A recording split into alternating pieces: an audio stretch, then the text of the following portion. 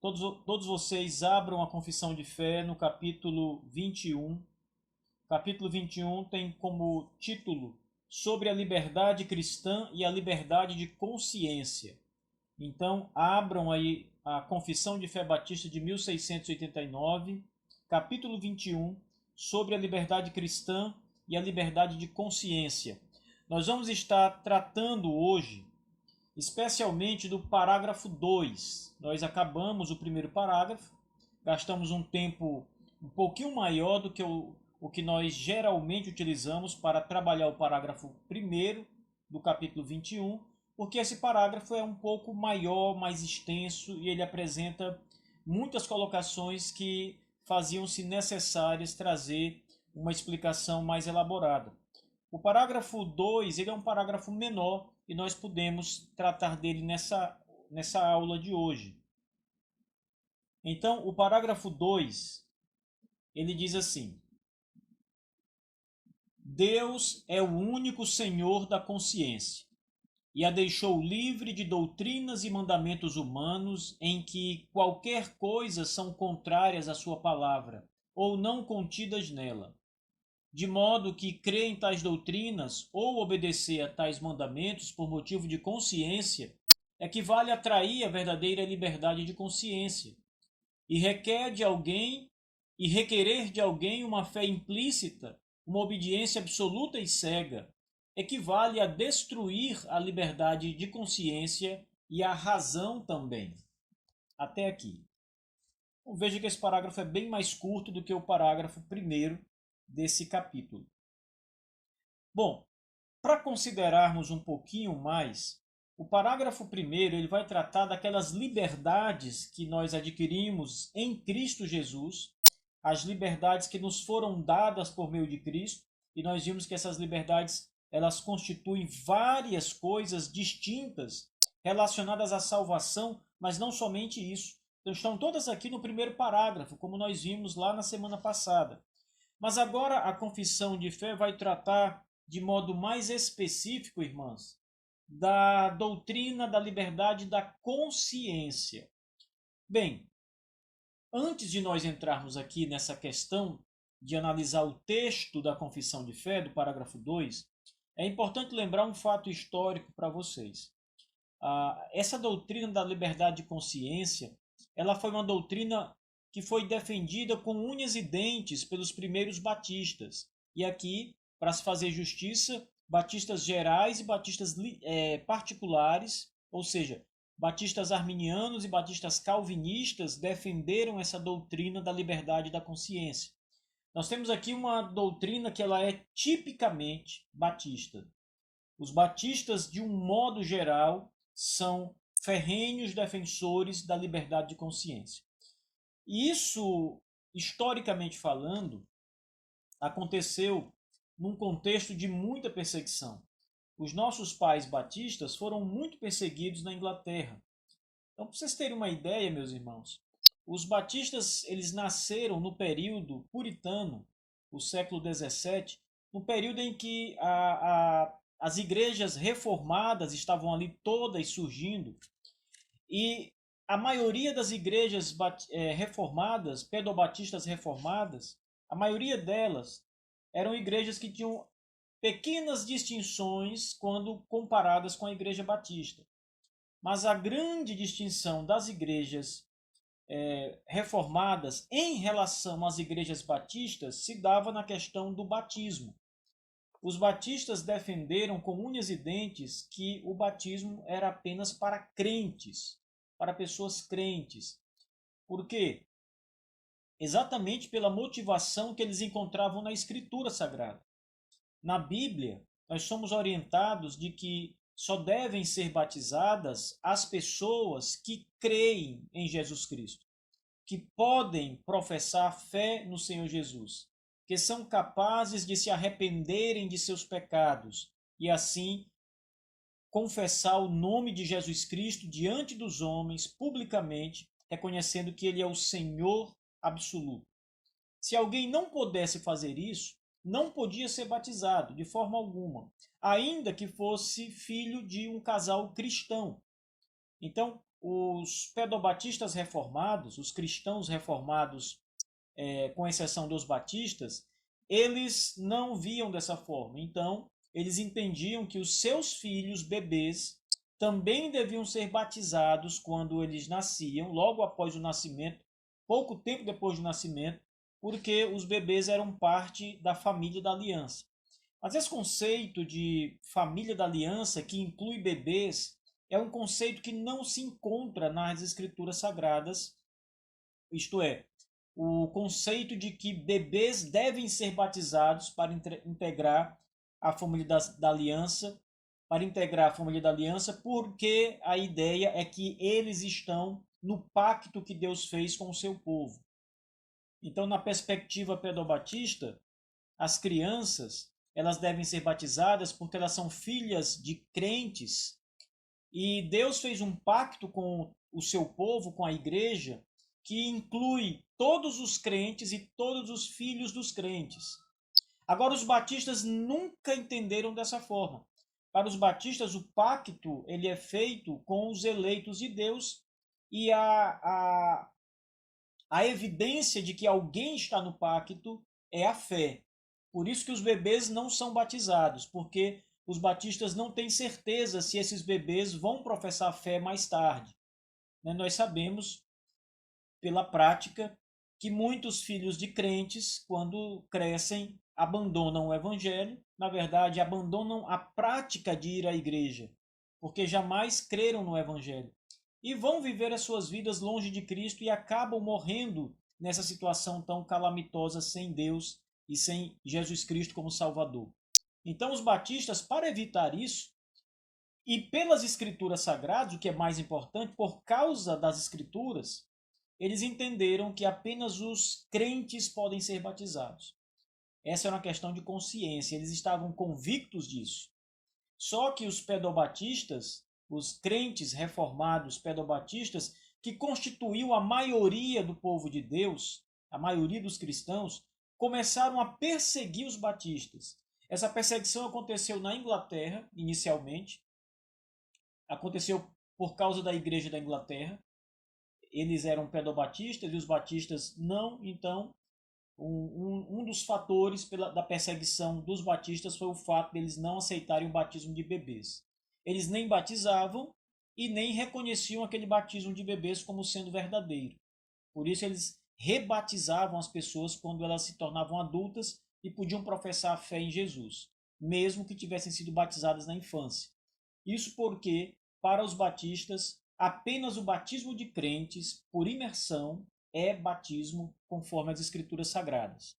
Então, quando eles migraram para os Estados Unidos, na época chamado de Nova Inglaterra ou Novo Mundo, eles foram para os Estados Unidos. Muitos pedobatistas também foram para os Estados Unidos, porque por outras razões eles também eram perseguidos na Inglaterra pela igreja do Estado. Então eles acharam um outro lugar distante da Inglaterra, onde eles poderiam adorar a Deus livremente.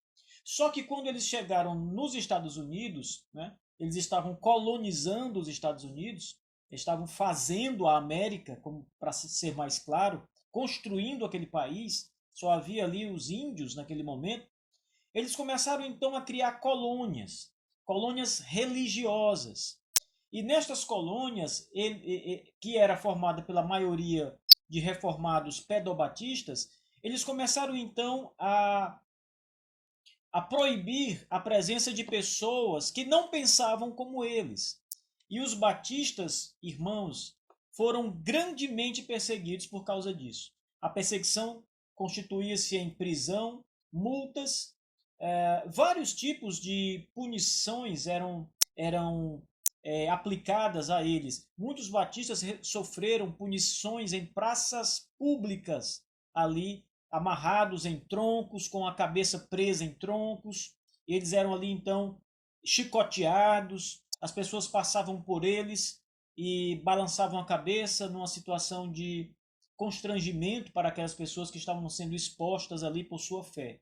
Claro que nenhum deles retroagiu a sua consciência, a liberdade que Deus deu a eles de consciência. O final dessa história é que os batistas sempre lutaram, brigaram para ter liberdade de consciência, para ter o direito de crer nas escrituras conforme sua consciência lhes apontava, conforme aquilo que eles entendiam que a Bíblia estava dizendo, e eles lutaram muito por isso e conseguiram. Conseguiram o direito de ter a liberdade de cultuar da maneira que eles julgavam corretas. Isso foi à custa de muito suor, de muitas lágrimas, de muito sangue derramado. Há uma colônia nos Estados Unidos, a colônia de Providence, fundada por um pastor batista chamado Roger Williams. Essa colônia fundada por Roger Williams, também nesta colônia nasceu a primeira igreja batista dos Estados Unidos, a primeira igreja batista da América. Essa colônia de Providence é uma colônia onde era permitido qualquer pessoa. Você poderia crer em Deus conforme uma visão pedobatista, conforme a Igreja do Estado, conforme a visão batista, conforme o catolicismo romano, ou mesmo não crer em Deus. Havia uma plena liberdade ali naquele momento. Bem, eu fiz esse levantamento histórico aqui para vocês para situá-los acerca da importância dessa doutrina para nós batistas. Veja que os nossos pais sofreram muito por causa da sua consciência. Então, quando eles escrevem o capítulo 21, nós precisamos levar em conta estas coisas todas aqui que aconteceram, porque eles estão aqui escrevendo essa declaração neste contexto de perseguição religiosa. Eles estão escrevendo algo no momento em que estão vivendo ou que estão acabado de viver algo muito forte, muito doloroso por causa da consciência que eles tinham, da fé que eles tinham em Cristo. Agora vamos para o parágrafo do capítulo 21, o segundo parágrafo, e então começar a entender esse texto de maneira mais clara.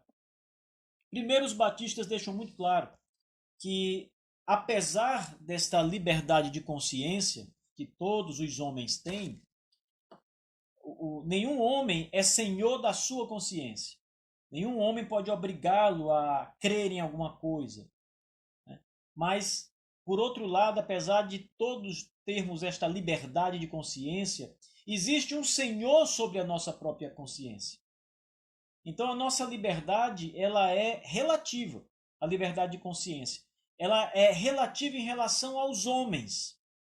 Mas em relação a Deus, Deus é o Senhor, Ele é soberano sobre a nossa consciência.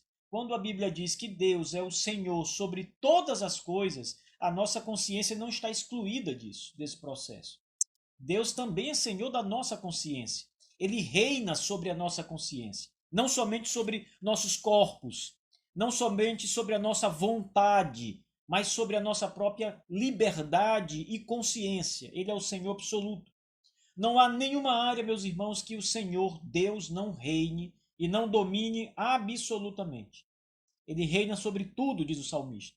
E isso inclui realmente todas as coisas criadas. Tudo que existe. Nada fica de fora do reinado de Jesus e de Deus, o Pai. Então, Deus é o único Senhor da consciência. O único Senhor. Nós estamos submissos ao Senhor Deus e a nossa consciência está submissa ao Senhor Deus, porque Ele reina sobre ela. Mas veja, a confissão diz que Deus deixou a nossa consciência livre de doutrinas e mandamentos humanos que em qualquer coisa são contrários à sua palavra ou não estão contidos nela. Então, o que significa mais explicitamente liberdade de consciência? Então, isso aqui é um ponto interessante, meus irmãos, porque às vezes as pessoas elas entendem a liberdade de consciência como se fosse uma liberdade absoluta. Né? Mas não, a confissão está dizendo que esta liberdade é uma liberdade para não ser subjugado por qualquer coisa contrária à palavra de Deus. Seja doutrina, seja o que for. Qualquer coisa diferente daquilo que as Escrituras afirmam, a nossa consciência é livre para rejeitar. Então, note que também há um limite para a liberdade de consciência. ela está limitada pela palavra de Deus.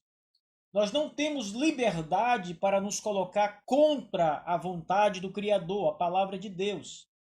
Então, qualquer homem e mulher que se levante contra Deus, contra a liberdade, aliás, com a sua liberdade de consciência, entre aspas, para se levantar contra as doutrinas das Escrituras Sagradas, contra o mandamento de Deus, ele não tem liberdade para isso. Deus não deu essa liberdade a ele. A liberdade dele é cativa à palavra de Deus. Ele tem liberdade para obedecer às Escrituras, por um lado, e por outro, para rejeitar tudo que é contrário às Escrituras Sagradas. Então essa liberdade, ela tem um limite, as Escrituras Sagradas. Então veja, Deus é o único Senhor da consciência e a deixou livre de doutrinas e mandamentos humanos, que em qualquer coisa são contrários à sua palavra, ou não estão contidos na sua palavra. Então veja, meus irmãos, aqui é importante notar, mesmo no universo religioso, que muitos pastores, muitas igrejas, muitos grupos religiosos, eles acabam se aproveitando das pessoas e eles acabam reinando sobre as pessoas porque eles obrigam as pessoas a certas práticas e costumes. Então eles dizem o seguinte, olha, para que você seja aceito, você é obrigado a fazer isso. Ele dá uma lista de pontos que você precisa seguir, obedecer à risca, senão você não é de Deus, você não está livre. E essas listas consistem de mandamentos humanos. Esse é o problema. Se essa lista fosse de mandamentos das Escrituras, não havia problema nenhum. Pela fé nós obedecemos a palavra de Deus. Mas essa lista consiste de doutrinas de homens, ou seja, de doutrinas que são criadas pela arte e pela imaginação do coração corrupto da humanidade. Mestres humanos que aplicam ensinamentos humanos, que não podem ser provados, encontrados na palavra de Deus, que obrigam as pessoas a caminharem por eles por caminhos religiosos que não se apresentam na Bíblia. Você é livre para recusar isso. A sua consciência não pode ser cativa, aprisionada por homens dessa natureza que procuram dominar sobre você com ideias humanas, com pensamentos humanos. Deus deixou livre a consciência de doutrinas e de mandamentos humanos, diz a confissão de fé. Ou qualquer outra coisa contrária à sua palavra, ou que não esteja contida na sua palavra. Então, quando um ministro do Evangelho, por exemplo, tentar persuadir você de alguma coisa, fazer algo ou crer em algo que não está revelado nas Escrituras Sagradas, que não pode ser provado pelas Escrituras Sagradas, você é livre para rejeitar e para discordar e para não aceitar tal posição. Então, mais uma vez, os batistas estavam num mundo, num universo em que todos os crentes batizavam os bebês. Mas eles disseram, não, nós não podemos fazer isso. Por que não? Porque nós não encontramos este mandamento, esta prática na palavra de Deus. E a nossa consciência não nos deixaria em paz se nós fizéssemos alguma coisa que não está revelado nas Escrituras.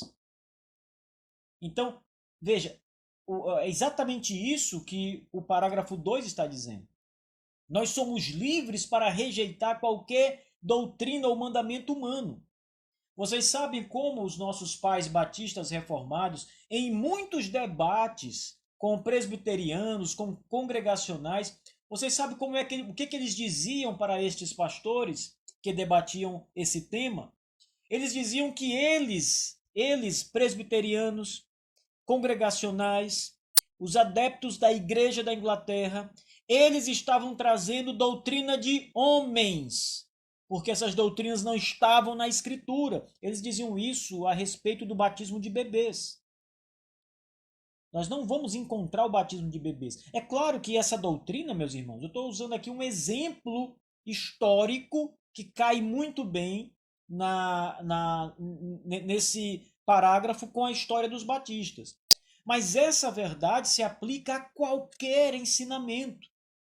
Ora, pensem, por exemplo, nas inúmeras seitas que obrigam os seus adeptos, os seus fiéis, a não comerem certos alimentos. Não pode comer carne de porco, não pode tomar café. Então são muitas proibições. E quando isso não pode ser provado nas Escrituras, a sua consciência está livre para rejeitar.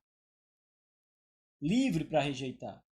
Agora, se tudo aquilo que nos é ensinado está confirmado na Bíblia, na palavra de Deus, aí nós temos que obedecer de boa consciência. A liberdade para a obediência à verdade.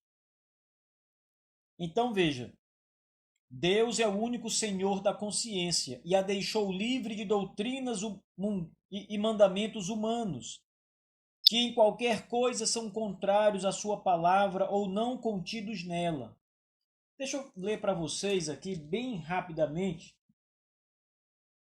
algumas passagens bíblicas relacionadas a isso. Vamos começar aqui com Atos dos Apóstolos, irmãos. Capítulo 4. Atos dos Apóstolos, capítulo 4. Vejamos aqui o que a Escritura diz sobre isso. Esse texto aqui está na Confissão de Fé de 1689 como referência. Atos 4, versículo 19 e depois o versículo 29. O texto diz assim: ouçam. Mas Pedro e João lhes responderam: julgai se é justo diante de Deus ouvir-vos antes a vós outros do que a Deus. A pergunta de Pedro, uma pergunta retórica, é muito simples. Pedro está perguntando: vejam vocês mesmos que estão nos pedindo, nos ordenando a não mais pregar no nome de Jesus. Vejam vocês mesmos se é mais digno, se é correto nós deixarmos de obedecer a Deus e obedecer a vocês, ou obedecer a Deus e não obedecer vocês. É claro que é obedecer a Deus e não obedecer aos homens, porque os mandamentos deles eram mandamentos humanos, para não celebrar, pregar, adorar a Jesus, enquanto que as Escrituras, a palavra de Deus, nos ordena isso. O verso 29 diz assim: agora, Senhor, olha para as suas ameaças e concede aos teus servos que anuncie com toda a intrepidez a tua palavra. Então, mesmo diante das ameaças, mesmo sofrendo perseguição, mesmo diante de uma situação desfavorável, perigosa, com risco de serem presos, com risco de sofrerem dano à própria vida, a oração desses irmãos e a decisão desses irmãos, primeiro, a decisão desses irmãos é não silenciar, mas pregar a Jesus Cristo. E isso envolve a liberdade de consciência, porque eles eram compungidos em seus corações a pregar a Cristo Jesus. Se eles não pregassem a Cristo, as suas consciências lhes acusavam de que eles eram negligentes e covardes. Então eles precisavam pregar a Jesus Cristo. Por isso eles oram pedindo a Deus que lhes dê não apenas segurança, né? Não apenas que retarde as ameaças, mas para que concedam a eles intrepidez para pregar o evangelho da graça de Deus. Em outras palavras, para pregar Jesus Cristo ressuscitado dos mortos, o Senhor vivo que reina para todo sempre. As suas consciências não lhes deixariam em paz. Então note, mandamento humano não deve ser obedecido, deve ser desobedecido. Doutrinas de homens, preceitos humanos devem ser desobedecidos. Outro texto que a Confissão de Fé traz em referência a esse ponto está em 1 Coríntios, capítulo 7, o versículo 23. Note aqui nessa passagem que o apóstolo Paulo trata desse tema da liberdade. 1 Coríntios 7, irmãos, verso 23. porque fostes comprados, não vos torneis escravos de homens. Escravos de homens, na linguagem apostólica, se referia àqueles homens que eram dominados por outros homens no sentido ideológico, no sentido de fé, aqueles homens que eram subjugados por ensinamentos humanos e que acabavam se colocando em servidão a estes outros homens e suas ideias, e seus ensinamentos, suas doutrinas. O apóstolo Paulo fala com muita clareza: vocês foram comprados por preço, preço alto, o sangue do Cordeiro. Por isso, sabendo que vocês pertencem a Cristo, estão libertos do pecado, da escravidão de Satanás, ele complementa: não vos torneis agora escravos de homens. Isto é liberdade de consciência, meus irmãos, a liberdade de obedecer a Deus em sua palavra e desobedecer todo e qualquer mandamento humano, todo preceito humano, tá? A confissão de fé ainda diz o seguinte: de modo que crer em tais doutrinas humanas, doutrinas de homens, ou obedecer a tais mandamentos por motivo de consciência, equivale a trair a verdadeira liberdade de consciência. Eu acho essa passagem aqui bem interessante, porque o que está sendo dito aqui é o seguinte: ainda que alguém, por motivo de consciência, sua consciência esteja ali lhe alfinetando, que ele deve obedecer aquele mandamento humano, ou seja, aquele mandamento que não está na palavra de Deus, ainda que a sua consciência diga obedeça. Veja, os batistas que escreveram esse documento, eles são muito claros em dizer que isso equivale a trair a verdadeira liberdade de consciência. Então, quem dirige a nossa liberdade de consciência, a regra de medir a nossa liberdade de consciência, meus irmãos, é as escrituras sagradas. De modo que nenhum homem pode dizer em sã consciência que vai obedecer aquele mandamento, aquela outra doutrina, aquela ideia, porque ele está sendo levado pela sua consciência. Não, a sua consciência deve ser levada pela palavra de Deus. É através das escrituras. Veja, o Senhor, Deus é o Senhor da consciência humana. E a palavra de Deus é o instrumento de liberdade da nossa consciência. De modo que ser livre, ter liberdade de consciência, significa obedecer aos mandamentos de Deus. Significa agir conforme os mandamentos de Deus. Qualquer coisa diferente disso significa trair aquilo que é verdadeiramente liberdade de consciência. Muitos batistas, vejam só, muitos dos nossos pais batistas, dos nossos irmãos batistas, contemporâneos da atualidade, acabam deixando uma igreja, são batistas, mas acabam se mudando e acabam depois indo para uma igreja pedobatista e acabam batizando seus bebês, porque estão numa outra igreja. E eles acabam dizendo o seguinte: olha, eu sei que isso não está nas escrituras tão claramente, mas nós estamos nesta igreja e resolvemos fazer isso. Isso é traição à verdadeira liberdade de consciência que Deus nos deu. O Senhor da consciência nos concedeu. De modo que nós não podemos, irmãos, de modo nenhum aceitar isso. Isso é pecado contra Deus. Traição àquele que libertou as nossas consciências, o Senhor Deus Todo-Poderoso. O texto termina, irmãos. O texto da confissão termina com as seguintes colocações: requerer de alguém uma fé implícita, uma obediência absoluta e cega, equivale a destruir a liberdade de consciência e a razão também. Ora, nenhum pastor, vamos falar aqui da situação num contexto religioso. Nenhum pastor, nenhum, pode obrigar qualquer pessoa a crer em determinado ponto doutrinário. Ele não pode fazer isso, ele não pode subjugar as consciências. Nenhum pastor pode fazer isso. Todo pastor vai doutrinar e vai tentar provar pelas escrituras o seu ponto. Se o seu ponto estiver nas escrituras sagradas, você deve crer no que ele está ensinando.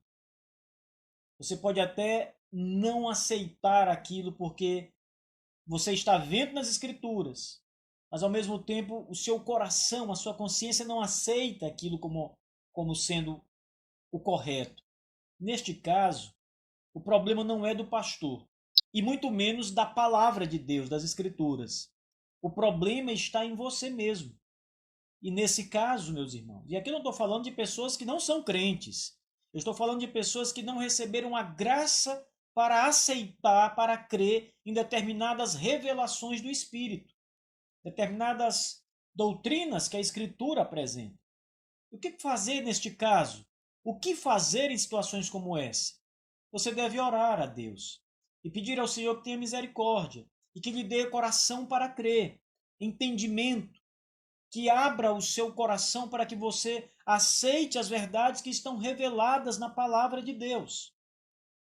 Agora, se um pastor procurar convencer, induzir você a algo que não está nas Escrituras, neste caso, como diz a nossa confissão, ele estaria requerendo de você uma fé implícita ou a obediência absoluta e cega em um ponto que não pode ser provado pela Bíblia.